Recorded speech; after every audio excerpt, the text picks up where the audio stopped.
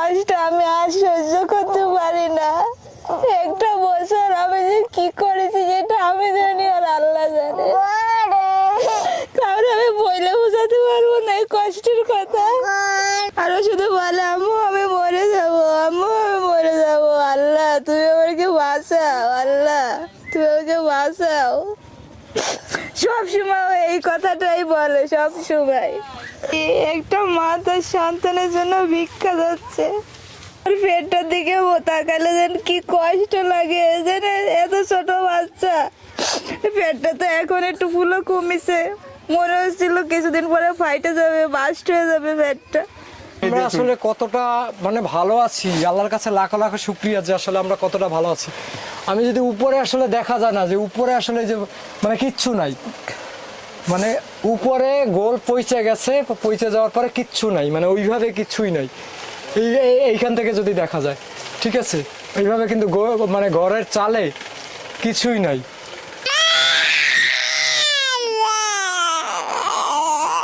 কান্দে না।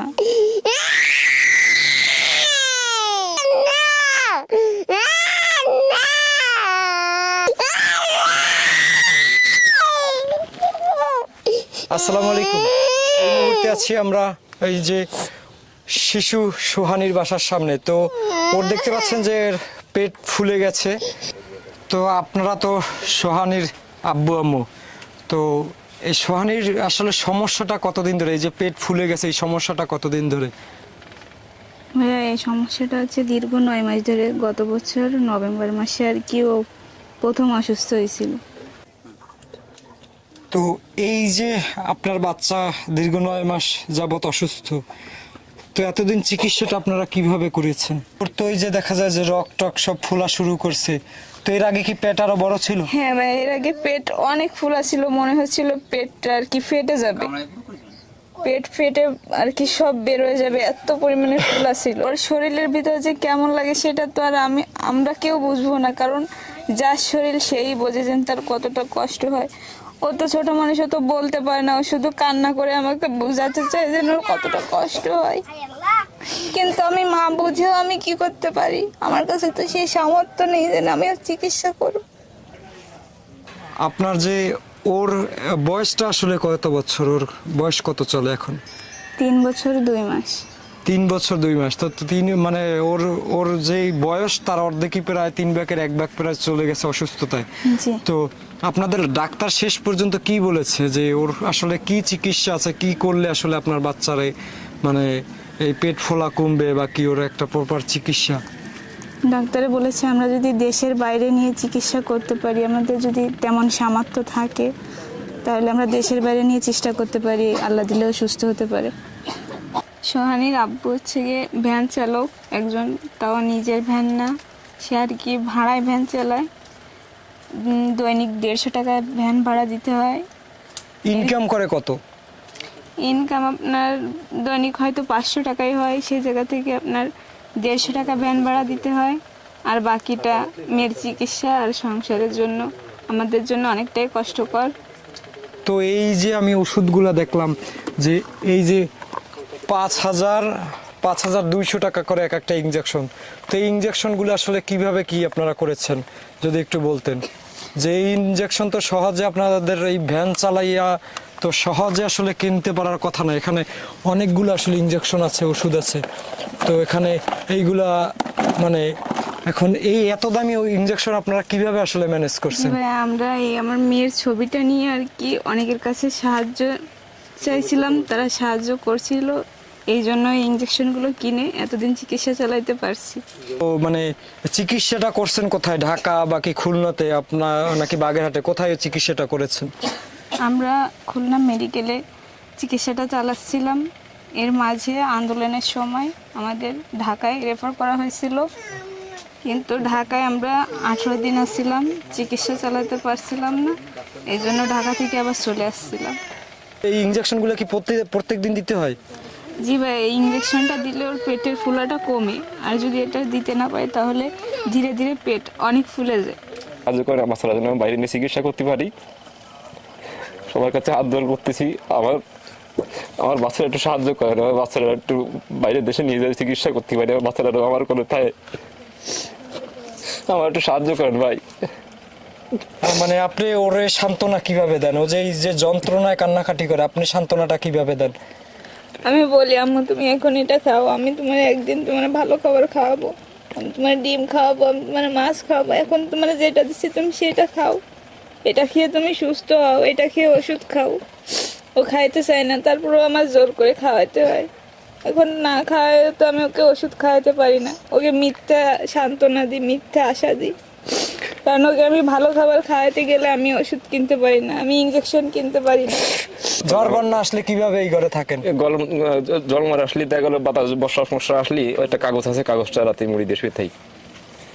যা আর পানি এই পানি যে ঘর তো সব পৌঁছে গেছে, এখান থেকে তো পানি সব কিছু। জি ভাইয়া, এই দিনের বেলা বসা যায় না, দিনের বেলা রোদ পড়ে ভিতরে, সারাদিন কষ্ট ক্লাস করে আসে, চাই চিনতে এসে গাড়িগুলো চালাই এসে রাত্রে একটু শুতেও পারি না। বৃষ্টি হলে টুবলা টুবলি নিয়ে গুছাতে মেয়েরে নিয়ে বসে থাকতে এক জায়গায়, এমন কত রাত চলে গেছে শুতে পারি নাই, সারা রাত বৃষ্টি। আপনার যে মানে আপনাদের আমাদের সরকার থেকে তো কিছু ঘর দেওয়া হয়, সেই কি কোনো ঘরও পান না? না ভাইয়া, সেই তরফ থেকে কোনো ঘর পাই নাই। ওর কি এই যে নাক মুখ দেখা যায় চোখ ফোলা, এটা কি চোখ ফুলে যায় এরকম? জি ভাইয়া, তো ইঞ্জেকশন করা হয়েছে বুঝলে একটু চোখ একালে চোখ পুরো বুঝে যায়, সই মানে টল টলাচ্ছে ফানি, মানে কুয়াটা ফানি মোটে জম টল টলায় মরে। কান্নাকাটির সময় বলে যে নির্দিষ্ট কোনো জায়গায় ব্যথা কিনা? জি, আমার মেয়ে কান্না করার সময় করলাম ফেটে হত্যা করতে চাই, মরে যাবো এভাবে কান্দে। সে এখন আমার বুকটা ফেটে যায়, কি করবো বাবা, আমি সহ্য করতে পারি না আমি।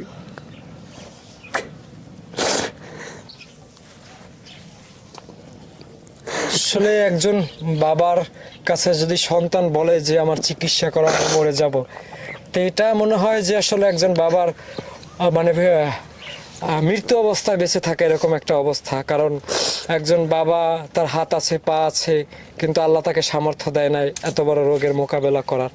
আমি সবার কাছে সাহায্য চাচ্ছি, হাত পেতে ভিক্ষা চাচ্ছি, যে সবাই আমার বাচ্চাটার জন্য একটু দোয়া করেন আর একটু সাহায্য করেন সবাই, আমি যেন আমার এই মানিকটারে আমার বুকে ফিরাই রাখতে পারি। আমার কি সুন্দর করে ডাকে আম্মু, আমার এইটা কিনে দাও, ওইটা কিনে দাও, আমি কিনে দিতে পারি না।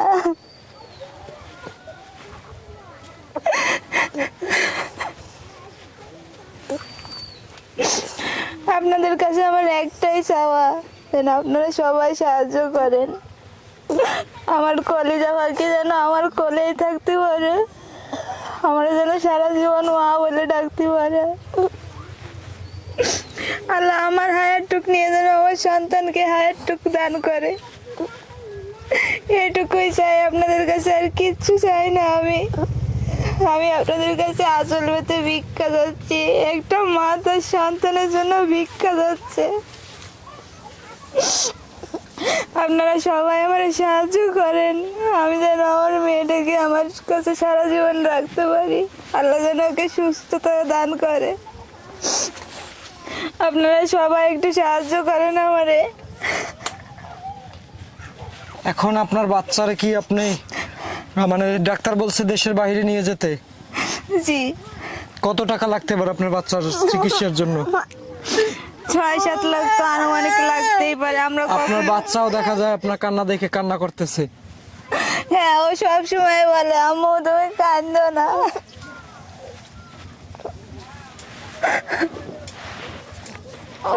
আমার কি সুন্দর করে ডাকে, কি সুন্দর আদর করে।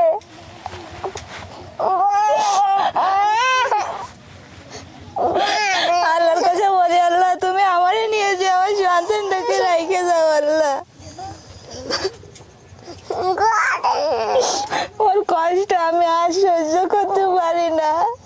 একটা বছর আমি যে কি করেছি যেটা আমি জানি আর আল্লাহ জানে, কারণ আমি বলে বোঝাতে পারবো না এই কষ্টের কথা।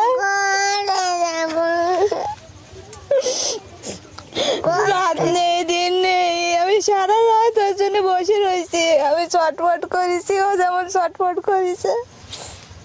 আর ওর পেট মাঝে মাঝে এমন ফুলে মনে হয় যেন পেটটা বাস্ট হয়ে যাবে। 5,000 টাকা দামের এক একটা ইঞ্জেকশন দেওয়া লাগে। আমি কোন জায়গায় পাবো এত টাকা? কিভাবে তো আমি করবো চিকিৎসা? আপনারা সবাই একটু সাহায্য করেন। আপনারা এই মাসুম বাচ্চাটার দিকে একটু তাকায় সাহায্য করেন। একটা মার কোলে তার সন্তানকে ফিরিয়ে দেন আপনারা। আমার স্বামী সেও অনেক কষ্ট করে তার সন্তানের জন্যে। সারাদিন মানুষের দুয়ারে দুয়ারে হাত পাতে 1 টাকা 2 টাকার জন্য। রাত হলে সে ভ্যান চালায়, যে 50 টাকা 100 টাকা যাই হোক আমার মেয়ে চিকিৎসার জন্য লাগবে।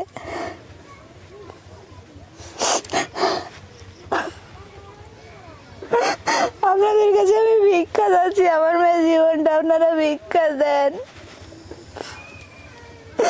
আপনাদের কাছে আমাদের কিচ্ছু চাওয়ার নাই, আর কিচ্ছু না। ওর পেটটার দিকে তাকালে যেন কি কষ্ট লাগে, যেন এত ছোট বাচ্চা। পেটটা তো এখন একটু ফুলো কমিছে, মনে হচ্ছিল কিছুদিন পরে ফাইটে যাবে, বাস্ট হয়ে যাবে পেটটা। চায়ে চিনতে একটা দিছি 5,000 টাকা দামের ইঞ্জেকশন, আর দিতে না পারে এখন আমরা বাসায় নিয়ে আইছি। এদের হাতে এখনো ক্যানোলা আছে, ক্যানোলা এখনো খুলিনি, খুলতে দিচ্ছে না। আমারে বলে আম্মু তুমি আমারে হসপিটাল থেকে নিয়ে আইছো কেন, আমারে নিয়ে চলো। আমি কি করব বলেন? আমার তো আর কিছু বলার নাই।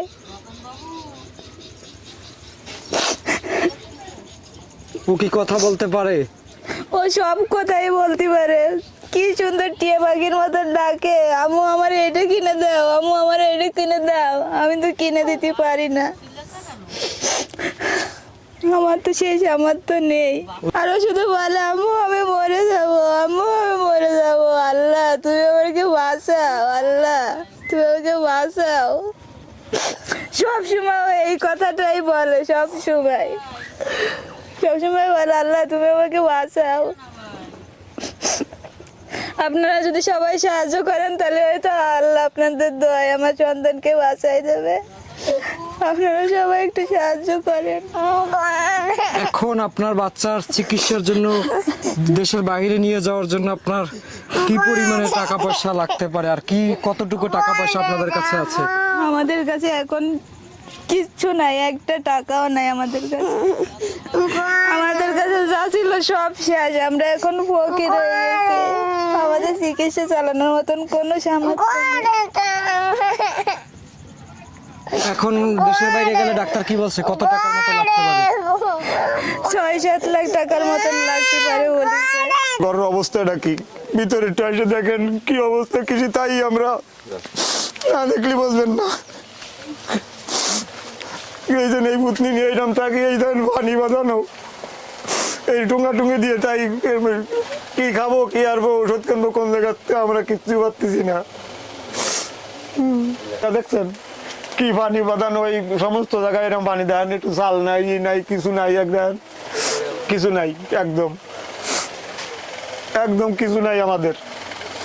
এটা দেন আর এই ভূতনি দেন একটু অবস্থায় শুয়ে থাকে, কাগজ মরি দিয়ে ডেয়ে থাকতে হয়, ডেয়ে তুতি হয়। কি করব আমরা, অবস্থা দেন একটু কিছু নেই। আর এই রাত দিন এরকম শুয়ে থাকে, এখানে কি আরবো, ওষুধও আনতে পারি না।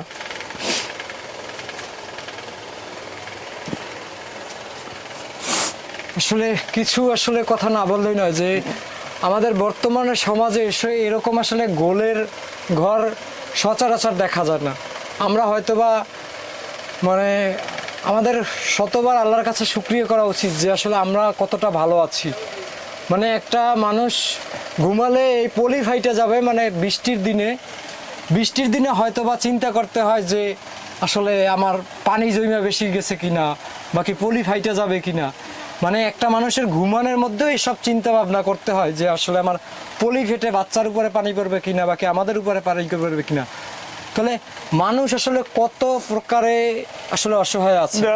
ওই কাগজ তুইছি, ওই বর্ষা আসলে ওই কাগজ টেনে দিয়ে তুই গার বাদ দে, এ দিয়া তো আছে তোমার কাগজটা এই আমরা দিয়ে আসলে কতটা মানে ভালো আছি, আল্লাহর কাছে লাখ লাখ শুকরিয়া যে আসলে আমরা কতটা ভালো আছি।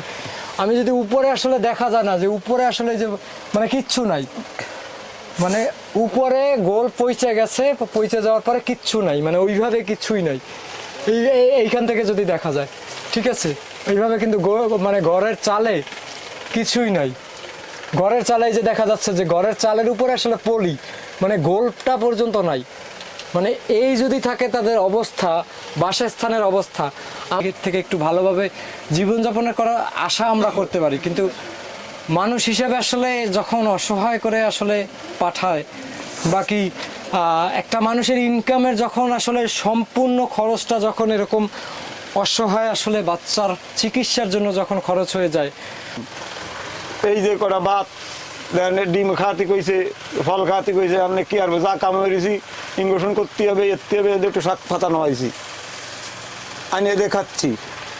ওরা যা খাওয়াতে বলছে আমরা তা খাওয়াতে পারি না, কি দিয়ে খাওয়াবো আমরা? যে টাকা পয়সা যার দরকার আমরা খাওয়ানো কোনো ক্যাপাসিটি আমাদের নেই। নেও নেও, ওষুধ খেতে হবে, ওষুধ না খেলে তুমি সুস্থ আবার কিভাবে? আসো, হাতে ব্যথা লাগবে, হাতে ব্যথা লাগবে, আসো আসো আসো আসো আমার পাখি, আসো আসো। ডাল ভাত খাইতে চায় না? না, ডাল ভাত খাইতে চায় না। যে আপনারা তো এই এলাকার স্বেচ্ছাসেবী, তো ওই পরিবারটার সাথে আপনাদের কিভাবে যোগাযোগ হলো যে আপনারা যে এই যে ওর জন্য পরিশ্রম করে যাচ্ছেন দিনের পর দিন, তো ওদের সাথে আসলে পরিচয়টা কিভাবে? আমাদের পরিচয়টা হচ্ছে যে আমাদের কাছে দীর্ঘ 1 মাস আগে আসছিল যে এরকম সমস্যা, ওই ছবি নিয়ে আসছিল যে ভাই আপনাদের তো একটা স্বেচ্ছাসেবী সংগঠন আছে, আপনার তো মানুষকে বিভিন্ন সাহায্য সহযোগিতা করে থাকেন, সেক্ষেত্রে আমার বাচ্চাটার তো অবস্থা খুব খারাপ, আপনারা যদি একটু সাহায্য করতে পারতেন ভালো হইতো। তো আমরা দেখলাম আসলে যে অবস্থা খুবই সিরিয়াস, যে পেটের যে অবস্থা, তারপরে ওনার বাস্তবে প্র্যাকটিক্যাল দেখলে বোঝা যায় যে কী অবস্থা, যে কান্নাকাটি করে সব সময়। এটা দেখে আসলে সবারই মায়া লাগে। আমাদের এলাকায় বা আশেপাশে স্কুল কলেজ মাদ্রাসা যেগুলো ছিল, আমরা যে স্বেচ্ছাসেবী সংগঠন ছিলাম, সংগঠনের যে সদস্য ছিল প্রায় সবাই কম বেশি নিজেরা আর্থিকভাবে ডোনেট করছে, তারপরে মানুষের কাছ থেকে টাকা উঠায় নিয়ে তারপরে এদেরকে ট্রিটমেন্টের জন্য দিছে। অনেক টাকা খরচ হচ্ছে, প্রায় প্রতিদিনই ইনজেকশন দেওয়া লাগে, না হলে তো আবার কান্নাকাটি করে। এই যদি আপনারা যদি মানে একটু সহানুভূতির হাত না বাড়িয়ে দিতেন, হয়তো বা এই পরিবারটা তো ইনজেকশন গুলাই কিনতে পারতো না। ওনাদের চাল কিনে খাওয়ার মতো ক্যাপাসিটি নেই। আমি যতটুকু দেখলাম যে ঘরের অবস্থা মানে পলিটাও ঠিক মতো নাই, মানে ঘরের জি মধ্যে জি, পানি মানে বর্ষা বাইরে পড়ার আগে ভিতরে পড়ে, গোলের যে অবস্থা, মানে এমন অবস্থায় আছে বর্ষা যদি পড়ে তা বাইরে পড়ার আগে ভিতরে পড়ে। আর আপনারা তো দেখলেন না যে আপনার বাচ্চারা যে অবস্থা এই ছবিতে আসে, আর বাচ্চাকে তো দেখা গেছে বাচ্চার যে কন্ডিশন, মনে করেন যে এই ইনজেকশনটা না দিতে পারলে সমস্ত শরীর ফুলে যায়, মনে হয় যে একটা ফুটবলের মতো। মানে ওর মা বাপ যে কি কষ্টে আছে এটা আসলে বলার মতো না। আমাদের আপনারা বাস্তবে বাচ্চাটার যে কি অবস্থা আছে, কি কষ্টে আছে আপনারা দেখতে পাচ্ছেন, তার একটা ছবি এই সামনে আছে। তো আমরা আছি হচ্ছে বর্তমানে এই বাচ্চার বাসা হচ্ছে বাগেরহাট জেলার রামপাল থানার ঝনঝনিয়া গ্রামে চর এলাকায় আর কি, যে চর সরকারি যে চর আর কি, সেই চর এলাকায় ওনারা বাসা।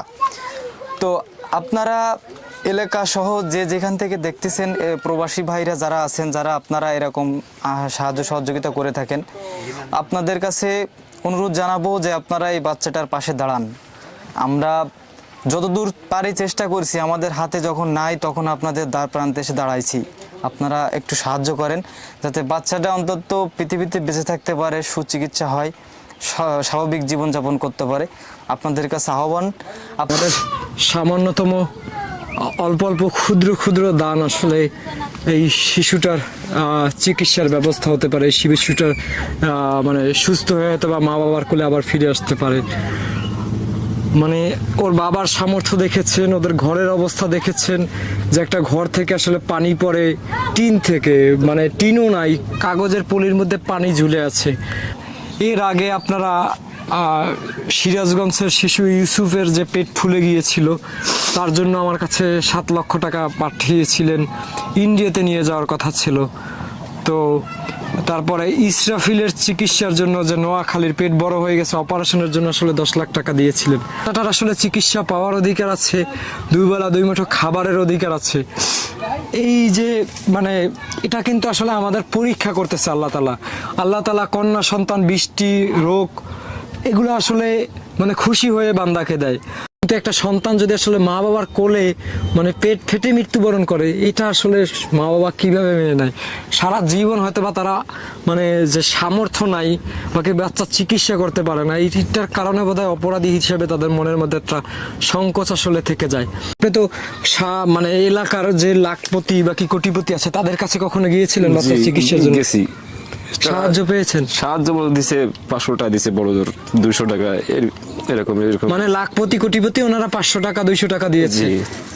তো সর্বোচ্চ আপনার বাচ্চার জন্য আপনি আমাকে একুরেট বলেন যে সর্বোচ্চ কত টাকা একজন মানুষের থেকে সাহায্য পেয়েছেন? সর্বোচ্চ এক মাসের মধ্যে একজনের 2000 টাকা দিছিল। 2000 টাকা সর্বোচ্চ? জি। এত সামর্থ্যবান মানুষ, এত টাকা আমাদের পাচার হয়, এত টাকা আমাদের আসলে বাজে খরচা হয়, কিন্তু এই বাচ্চাটা যদি আসলে কিয়ামতের দিনে দাবি করে যে আমার চিকিৎসা হয়নি বা কি আমার খাবারের অভাবটা আমি পাইছি, মানুষ আমার একটু মানে নিরাপদ একটা আশ্রয়, মানে ঘুমের ঘরে, তাদের ঘরের অবস্থা দেখছেন, মানে ঘুমের ঘরে হয়তো বা বাবা মার কোলে নিয়ে বৃষ্টি নামলে বসে থাকতে হয়, এমন একটা অবস্থা। তো বাসস্থানের ব্যবস্থা হয়নি, চিকিৎসার ব্যবস্থা নেই, এইসব যদি আসলে দাবি করে, আমরা আসলে কখনোই মানে এই দায়িত্বটা এড়াই যেতে পারবো না যে আসলে আমরা কেন করি নাই। চিকিৎসা করায় আমাদের সমাজে কিন্তু পশুর চিকিৎসা হয়, আমাদের সমাজে কিন্তু পশুর প্রতি মানুষের ভালোবাসা, বিড়াল কোলে নিয়ে কিন্তু আমাদের সমাজে ঘুমানো হয় বিছানার মধ্যে, যে কোটিপতির ড্রয়িং রুমে বাকি বেডরুমে আসলে বিছানায় কুকুর বিড়াল আসলে স্থান পায়, কিন্তু এই সমস্ত মানুষ, অসহায় মানুষ আসলে এদের মতো বাচ্চা আসলে সাহায্য পায় না, এদের মতো মানুষের জন্য আসলে কেউ এগিয়ে আসে না। একটা কোটিপতি, একটা লাখপতি একটা কুকুরের পিছনে, খাবারের পিছনে যেই টাকা বছরে খরচ করে, এই টাকাটা আসলে ওনার বাচ্চার চিকিৎসার জন্য এই টাকা মনে হয় প্রয়োজনও নাই। 5টা কোটিপতির কুকুরের খাবার, বিড়ালের খাবার থেকে ওনার বাচ্চার চিকিৎসা হওয়া সম্ভব, আমি আমার জায়গা থেকে মনে করি। কারণ আমরা আসলে কুকুরের প্রতি, বিড়ালের প্রতি এতই সহানুভূতি, পাখির প্রতি, আসলে মানুষের প্রতি আমাদের সহানুভূতিটা হারিয়ে গেছে। মনসত্ত্বর আসলে একটু জাগ্রত হওয়া উচিত, একটু মানে মানবিক জায়গা থেকে আমাদের সবার এগিয়ে আসা উচিত। কারণ এরকম একটা বাচ্চা আমাদের সমাজে যদি মানে হাঁস মুরগির পা ভেঙে গেলে হলুদের গুঁড়া দিয়ে ট্রিটমেন্ট করা হয়, আর সে একটা মানুষ, মাসুম বাচ্চা, কিছু বলতে পারে না, ঠিক আছে, আমরা হয়তো বা হাঁস মুরগি ডিম দিবে সেই আশায় তার চিকিৎসা করাই, কিন্তু এই শিশুটা যদি সুস্থ হয়ে যায়, এই শিশুটাকে দিয়ে পরবর্তী প্রজন্মে কত বড় একটা কাজ হতে পারে সেটা আমরা কখনোই কল্পনাই করি আমি না। বাচ্চারা কিভাবে চিকিৎসা করবো? যে বাচ্চারা যে ছটফট করে, আমি তো বাপ, আমার তো আর সহ্য হয় না, যার নাই পারে না, পেটে ব্যথায় চিল্লাই সারা রাত, কি করবো ভাই? আমি সত্যি পারি না, বাপ তো আমার কাছে 2 হাত পাতেছি, আমার কাছে সাহায্য করে না, আমার বাচ্চাদের চিকিৎসা করাতে পারি। আর সে কাছে আমার মেয়ের জন্য দোয়া চাচ্ছি, আমার মেয়ের জন্য একটু দোয়া করে দিয়ে আল্লাহ তাআলা মেয়েটা সুস্থ করে দিই। আসলে আপনারা বিগত দিনে 1.5 মাসের ব্যবধানে 2টা শিশুর জন্য আমার কাছে চিকিৎসার জন্য সাহায্য পাঠিয়েছিলেন প্রায় 17 লক্ষ প্লাস টাকা। তো এই যে 17 লক্ষ টাকা আপনারা সাহায্য পাঠিয়েছেন, কেউ কিন্তু 1 লাখ টাকা 2 লাখ টাকা এরকম সাহায্য করে না সবাই।